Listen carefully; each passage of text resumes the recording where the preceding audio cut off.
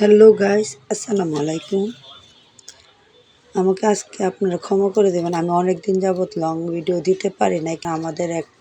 আমাদের বিশেষ একটা সমস্যার কারণে, সমস্যাটা বলতে গেলে আমার শাশুড়ি মারা গেছে, তার জন্য কয়েকদিন অফ ছিলাম আর লং ভিডিও দিতে পারি নাই। আর আজকে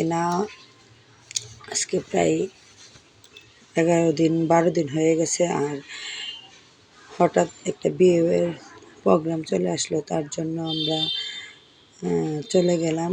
আর বিয়েতে না যাওয়া ইচ্ছে ছিল, তারপরও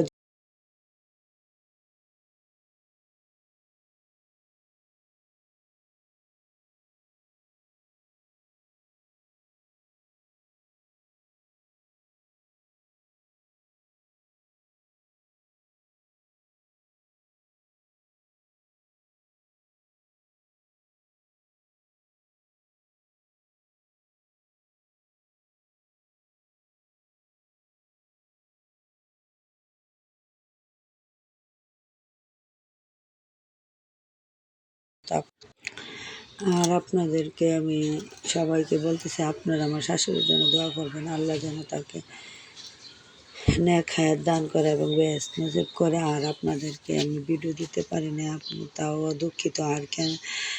আর আল্লাহ তাআলা যেন সবাইকে রহমত দান করে এবং হেফাজত রাখে। তার সাথে সাথে আমাদের পাশের বাসায় একটা ছেলেও কালকে মারা গেছে। সে কিডনির রোগে আক্রান্ত ছিল। তারপরে সব কিছু মিলে আমাদের একটা মর্মান্তিক দিন গেছে, তার জন্য সবাই দিতে পারি না। এই যে দেখেন, আমি যাওয়ার পথে আপনাদেরকে কিন্তু প্রকৃতির যে সৌন্দর্য, এটা আমি আপনাদেরকে তুলে ধরছি। আর তারপরে বলবেন যে মন ভালো নয়, তারপর আপনি গেলেন কেন? বাইরে যেতে তো হবে কেন? বিয়ে বাড়িতে ধরেন আত্মীয় স্বজনরা আসে, বিয়ে সে বেচারা তো আর কষ্ট করে দাওয়াত দিয়ে গেছে, তার মন রক্ষার্থে আমাদেরকে যেতে হচ্ছে। এই যে দেখেন, আর আমি আপনাদেরকে এই যে বাটপাড়ার যে স্কুলটা আপনাদেরকে শেয়ার করলাম।